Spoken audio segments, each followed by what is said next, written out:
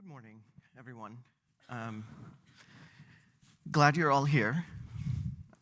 Glad we're all here. It was a fun night last night, but we don't have a lot of time, and there's a lot we need to discuss and we need to hear. So let's really get into it. Alex, as you know, you can introduce yourself. I'm Vikram Pradhan. I'm the SVP of Revenue Distribution for Wyndham, and just having the revenue and distribution umbrella under both really helps get a rounded view of distribution and connectivity, and also allows me to talk to technology companies and technologists every single day. Alex? Yes, Alex. I've been with Hopper 3 years. Prior to Hopper, I was with Booking.com. Within Hopper, I look after global accounts and our HTS partnerships for hospitality. So talking to hotel companies, to entertainment, PMSs, booking engines, everything what we can do with HTS, which stands for Hopper Technology Solutions. Okay. So let's just start with what is a technologist? Because for a lot of us, it's, I mean, we understand technology companies and we understand distribution companies that are also technology companies. And so can you just demystify that for us? Yeah, so I think if you asked the question 2.5 years ago, then the answer would be different than how I would answer it today. So Hopper started out as a OTA, really another distribution channel. Not a standard OTA because we don't spend any money on Google, so we're not on the public domain, not on any meta channels. Everything happens via closed user groups. We've got 120 million app downloads, and we do everything via social. So yesterday, what Florence was sharing from Focusrite as well, that the younger generation is very much focused on that. That's where we drive demand from. Now, that is on the distribution side of things. Now, 2.5 years ago, we got in touch with Capital One, second largest credit card supplier. And there we started from, hey, we've built all this great technology for the Hopper app, modern e-commerce technology stack, and now we start white labeling that out. I think 2.5 years ago, 100% of our hotel revenues came from the Hopper app. That is now only 20%, so that has shifted very rapidly. And that is also sometimes what hotel companies are asking. What are you guys? Because you guys are in so many different buckets. It's sometimes hard to follow what you guys are doing. And honestly, I sometimes think that as well. Yeah, we are in a lot of different areas. And that is really adapting to what we hear within the industry, where are the needs, how do we cater, how do we speak to our partners, and what they want to see differently. And that is where we support. It's good. A lot of technology stuff, and just to be clear, I mean, Wyndham does not do any technology business with Hopper yet, but that's good to know. So now I have your sales pitch. But what do you, as a technologist, what does that mean for you as a partnership to hotels? I mean, the reason why I'm here is because you're a great thought partner for me.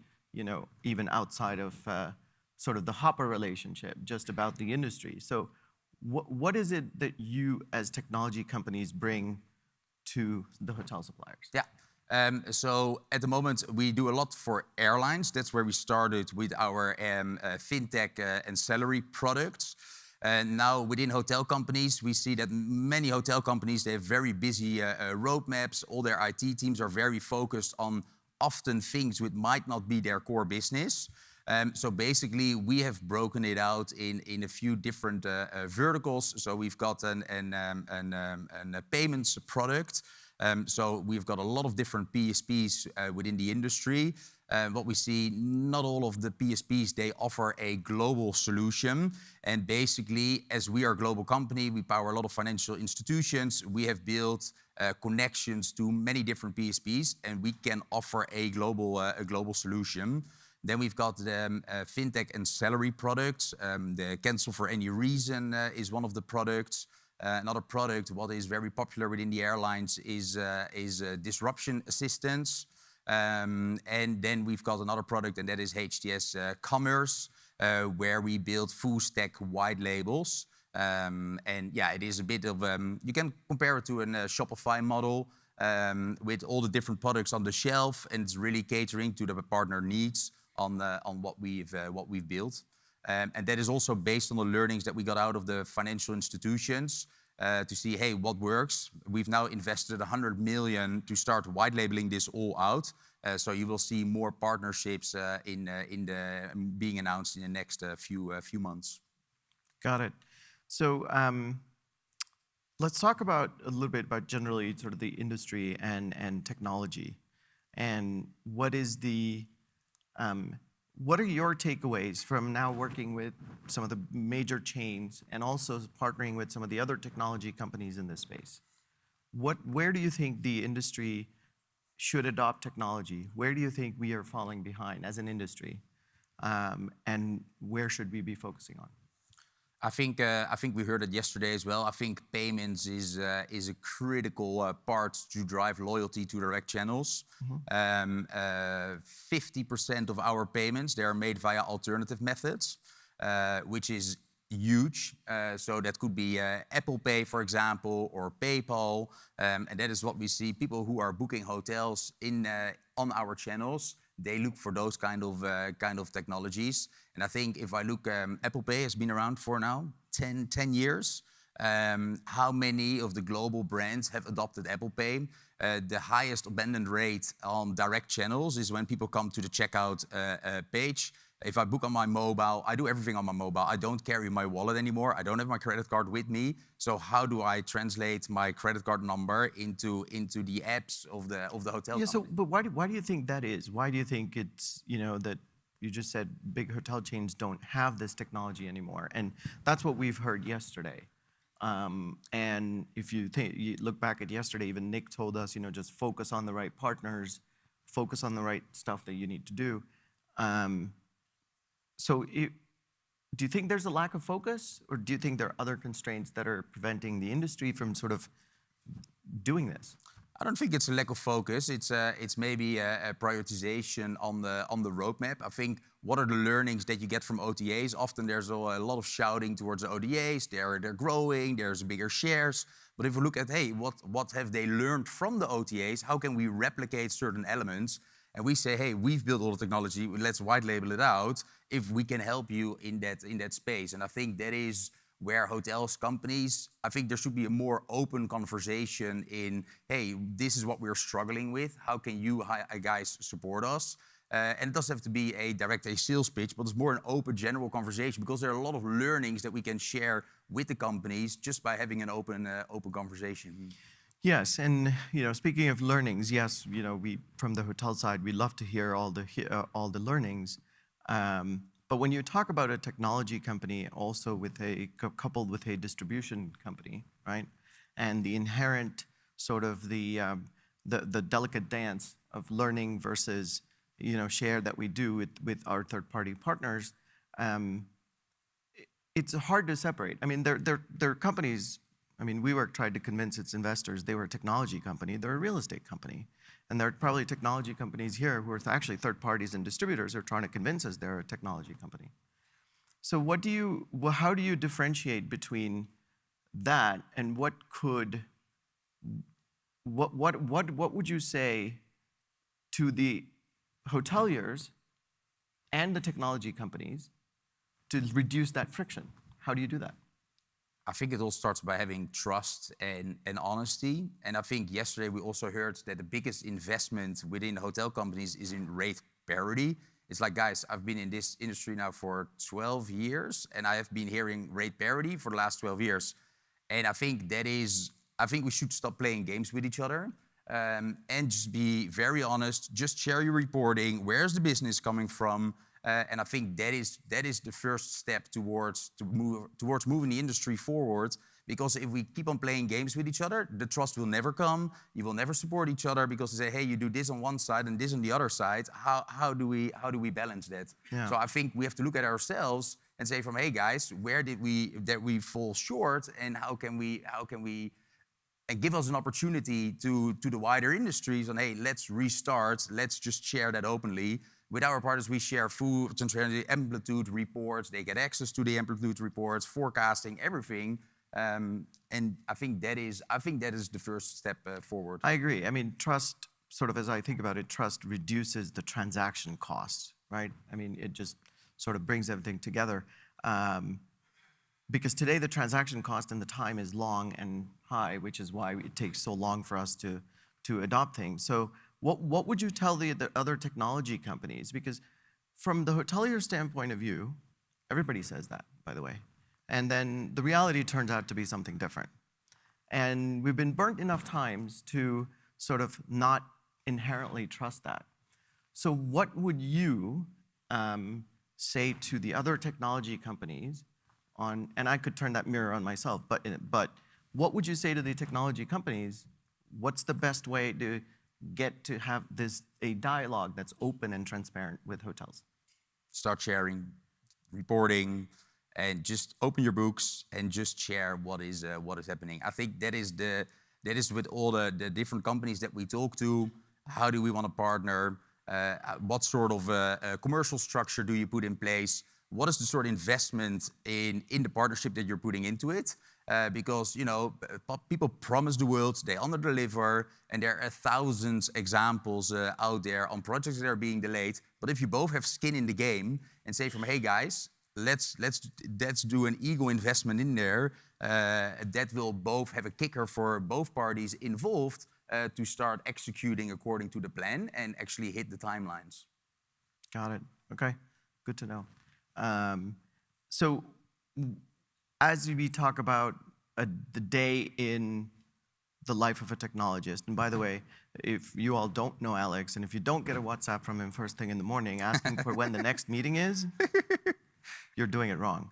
So what does a day look like? I mean, how do you start with these conversations? What sort of advances how do you focus within the company, outside the company, and how do you take that information on what you're developing in the company on the pioneering front, and how do you explain that to the hoteliers?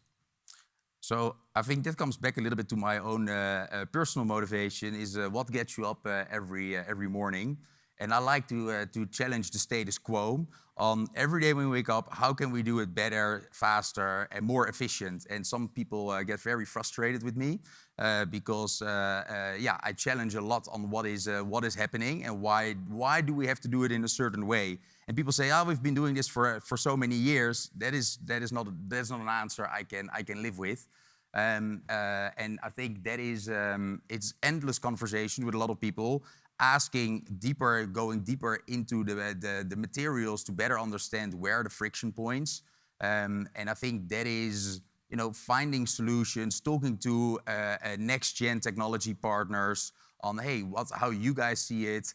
And sometimes that's also taking a bet, right? We sometimes don't know what the outcome will be, but if we don't test, if we don't try new innovation, you see with some global hotel companies, they start now a venture arm. So within the big corporate organization, there's now a smaller group of people who actually said, hey, let's test this and see it. Because if we have to run it all the way up through the corporate organization, there will never be a decision being made. And now slowly you see from, hey guys, we need to start doing something like that, like an incubator program within the big corporate organizations.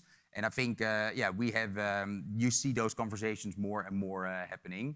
And I think that is, so coming back to your question, I think, so how do you divide your time? It's talking externally to better understand the problem. Often we see beautiful sales pitches, many slides whatsoever, but I think it starts by really have a deep understanding of the needs and then create a tailored solution to the possibilities. And work really hand in hand. And that is the partnerships that we see is that, dedicated teams, dedicated projects, and only focused on executing on that. Yeah, and that's fair. And, I'll tell you from a hotelier's point of view, I get the part where you're saying, we've always done things that way. There are a couple reasons for it. Just, there's the switching cost, obviously, that, as you know, is an issue. There's obviously also,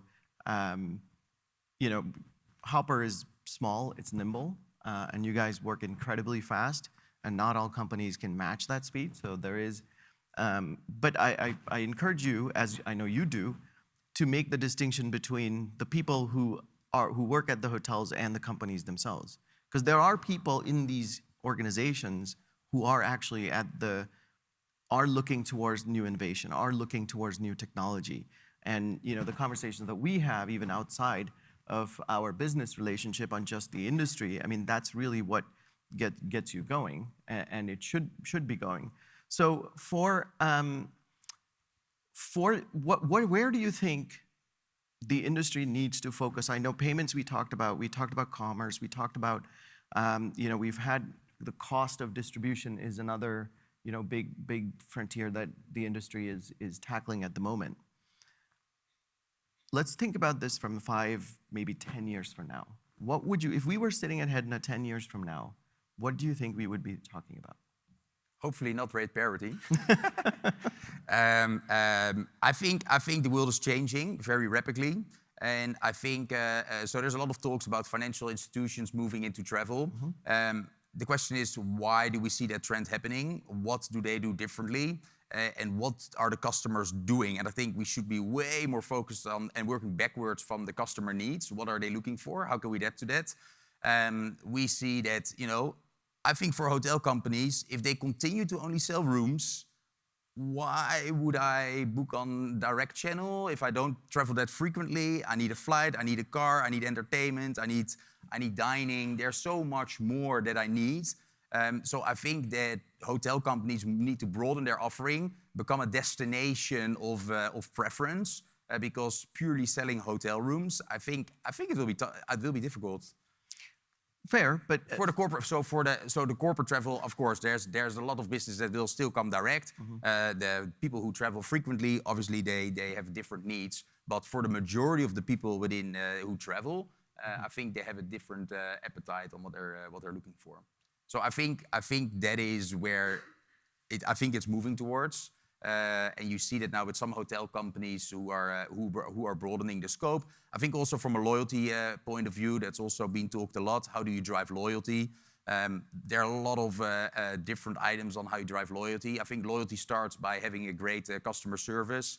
There's a lot of AI conversations. If we look internally, the majority, AI is not something new because all our models, all our fintech stuff is all AI and machine learning driven. But on the customer service front, that is also where we see that we drive way higher retention rates once you have a CSR that is of a customer satisfaction score which matches what the future traveler is looking for. And travelers are becoming more demanding as we speak. Right. And yes, the customers are changing and everybody's realizing that. So you said loyalty, we talked about payments.